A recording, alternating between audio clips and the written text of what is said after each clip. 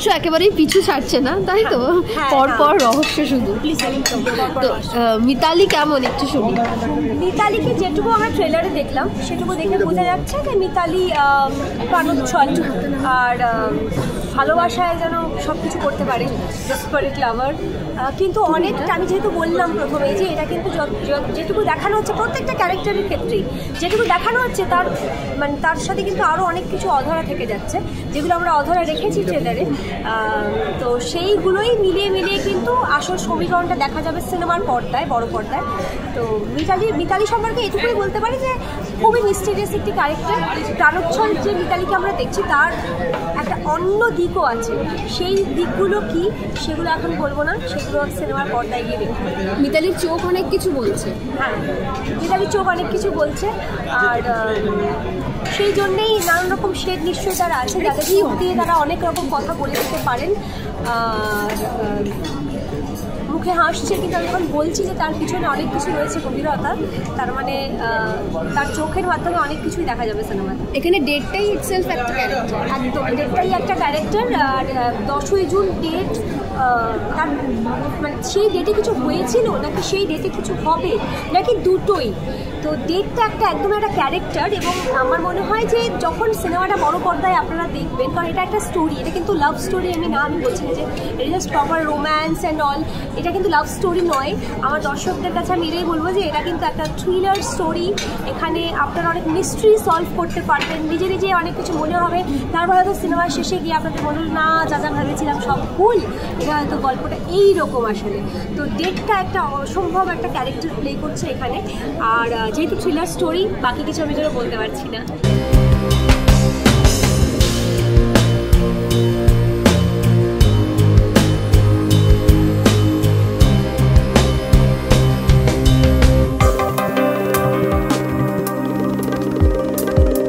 যেটা দেখে বুঝলাম যে একজনই খুব ধমকি দিচ্ছিল, এত মিষ্টি একটা মেয়ে তোকে ধমকি, এত রাগ কিসের? চরিত্রের খুব রাগ, আমার চরিত্রের খুব রাগ, তো সেক্ষেত্রে একটুখানি ধমকি দিয়েছি ওর চরিত্রকে, ওকে দেয়নি, ও বলতে পারবে না যে ধমকি দিয়েছি। একটা চরিত্র আমি তোমাকে যেটা বললাম যে আমাদের গল্পটা থ্রিলার, তো যতটুকু দেখানো হচ্ছে তার থেকে অনেকটা বেশি অন্ধকার চরিত্রগুলো রয়েছে। তো আমাকে প্রাণোচ্ছল দেখাচ্ছে মানে যে আমি খুব ভালো তা নয়, আর ও যে খুব রাগী তার মানে ও যে খুব খারাপ তাও নয়। এইটাই হচ্ছে বিষয়। এবার থ্রিলারে কি হয়, আমরা বেশি কিছু বলতে পারি না, তো সেই ক্ষেত্রে যেটুকু দেখেছি বা যেটুকু মানুষজন দেখেছে তার মধ্যে থেকে অনেক ধরনের গল্প হতে পারে, তো সেইটা কি সেটা অ্যাকচুয়ালি হলে গেলে জানা যায়। আচ্ছা, 10ই জুন নামটার পেছনে সৌমিত্র স্যার খানিকটা হাত ছিল অনেকটাই, একটু বলো, শেয়ার করো। সৌমিত্র সেই বলুন। এইটা কি বলবো, মানে এই গল্পটা অ্যাকচুয়ালি রূপকদা 3-4টে নাম বলছিলেন এবং আমি হুট করে এই কথাটা বলেছি, তারপর আমি একদিন পর শুনলাম যে ওরা ওই নামটা পছন্দ করেছে। বাট সেটা পয়েন্ট নয়, এটা আমি বলবো যে যখন অডিয়েন্স দেখবেন পুরো গল্পটা, যখন স্টোরিটা দেখবেন সিনেমার পর্দায়, তখন তাদেরই মনে হবে যে 10ই জুন ইটসেলফ আ ক্যারেক্টার। তো এটা তারাই হয়তো নামটা দিয়ে দেবে, সেটা এমন বড় কিছু নয়। পরের কোয়েশ্চেন, মানে স্ক্রিপ্ট পড়লে কয়েকটা জিনিস মাথায় আসে, তার মধ্যে 10ই জুনটা মাথায় আসে, তো সেক্ষেত্রেই ও বলেছিল যে এই ছবির নাম 10ই জুন হতে পারে। সেখানে গিয়েই সবাই আমরা বলেছি যে হ্যাঁ, এটা কেন আগে মাথায় আসে, সেই জন্যই 10ই জুন। আচ্ছা, রোম্যান্টিক একটা মানে গান দেখছিলাম বেশ, এবং যতই থ্রিলার হোক তার মধ্যে রোম্যান্স আছে। পাহাড়ে রোম্যান্টিক সিন, সেই শুটিংয়ের অভিজ্ঞতা একটু যদি বলো। বৃষ্টি, মানে সত্যি অনেক অসুবিধার মধ্যেই অ্যাকচুয়ালি শুটিংটা হয়েছে, যে গানের শুটিংটা আমরা করতে গেছিলাম, তো সেক্ষেত্রে তখন বৃষ্টি পড়ছিল, মানে ওই ওয়েট অ্যান্ড ওয়াচ টাইপের ব্যাপার হয়ে গেছিলো। আমরা জানি যে পাহাড়ে বেশিক্ষণ সূর্য থাকে না, হ্যাঁ, সানলাইট বেশিক্ষণ থাকে না, তো সেক্ষেত্রে আমাদেরকে অন আর টোজ থাকতে হয়েছে যাতে আমরা মানে পুরো সময়টার সদ্ব্যবহার করতে পারি, এবং আলটিমেটলি কী হয়েছে সেটা তো মানুষ জানা। তো বৃষ্টির মধ্যে অনেক অসুবিধা হয়েছে, কিন্তু আমার মনে হয় ভগবান সাথ দিয়েছে বলে যখনই আমরা চেয়েছি তখনই কিন্তু অনেকটা খাটনি করার পর যে এবার বৃষ্টি একটু কমুক তারপর কমে গেছে, কিন্তু ফাইনালি আমরা যেরকম শর্ট চেয়েছিলাম সেরকম শর্টগুলো পাওয়া গেছে। তো গানটা যখন আসবে আপনারা সেই গানটাও খুব ভালো। বৃষ্টি কিন্তু আমরা দুজনে লেকপুল করতাম, এবং কি হয় আমরা একসাথে সবাই পাহাড়েও কাটিয়েছি, পাহাড়েও আমরা সবাই মজা করে শুরু করেছি। আর এখানে তো ছেড়ে দাও, এখানে তো সবাই মজা করি, মানে লেকপুল তো থাকেই, সব কিছুই থাকে। অ্যাকচুয়ালি সব কিছুই থাকে, সব কিছু নিয়েই অ্যাকচুয়ালি একটা ছবি তৈরি হয়, তার পেছনে অনেক ধরনের বিটিএস থাকে। তো সেই সমস্ত কিছু তো এখন এখানে বলতে বসতে পারি না। হ্যাঁ, এইটুকু বলতে পারি যে 10ই জুন আমাদের বিশ্বাস যে আপনাদের সবার ভালো লাগবে। তো সেক্ষেত্রে প্লিজ যখন রিলিজ করবে, জানুয়ারিতে রিলিজ করবে, প্লিজ হলে গিয়ে ছবিটি দেখবেন এবং অবভিয়াসলি জানাবেন যে কেমন লাগবে।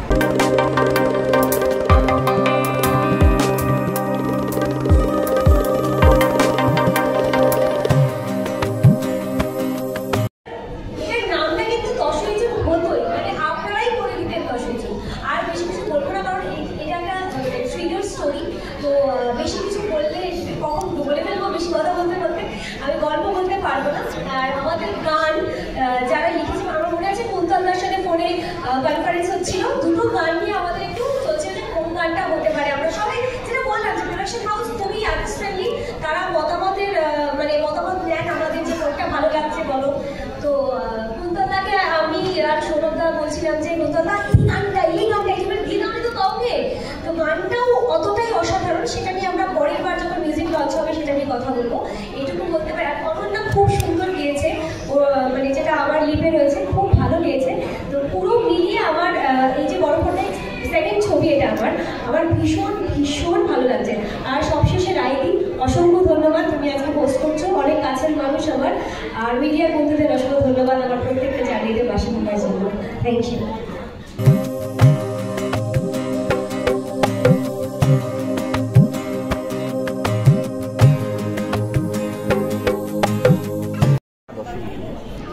সেই 10ই জুনটা আগে 10ই জুন এবং পরে 10ই জুন, সেটা একটা জীবদ্দশায় একটা মানুষের অতীত, বর্তমান এবং আগামী দিন, এই সবটা মিলিয়ে একটা 10ই জুনের ফ্লেভার আছে প্রত্যেকটা ক্ষেত্রে। 10ই জুন, সেই 10ই জুন যে এমন কিছু হয়েছে যে খুব একটা মার্ডার হয়ে গেছিল, কোনো একটা ভূত এসে কারো ঘাট টিপে ধরেছিল, না তা নয়।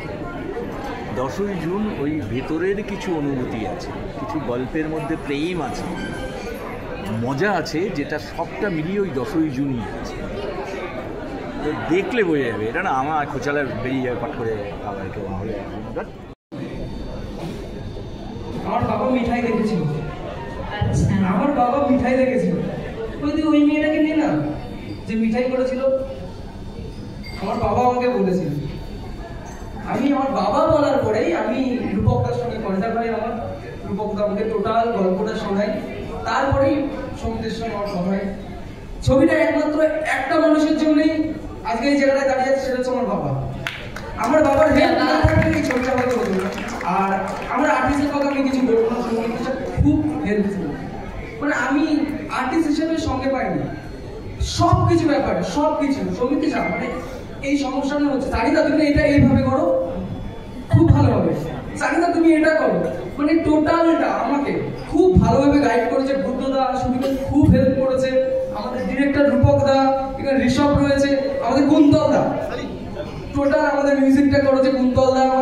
আমি কি বলবো, কুন্তলদা এভাবে আমাকে হেল্প করেছে। রাত 3টার সময় আমি কুন্তলদাকে ফোন করছি, কিন্তু কুন্তলদা এই জায়গাটা কি এটা হচ্ছে? হ্যাঁ হ্যাঁ ভাই, তুমি আমাকে 4টে কিন্তু ফোন করো, কোনো অসুবিধা নেই, তুমি চলে আসো এদিকে, আজকে থেকে তোমাদের সঙ্গে আমার চাই।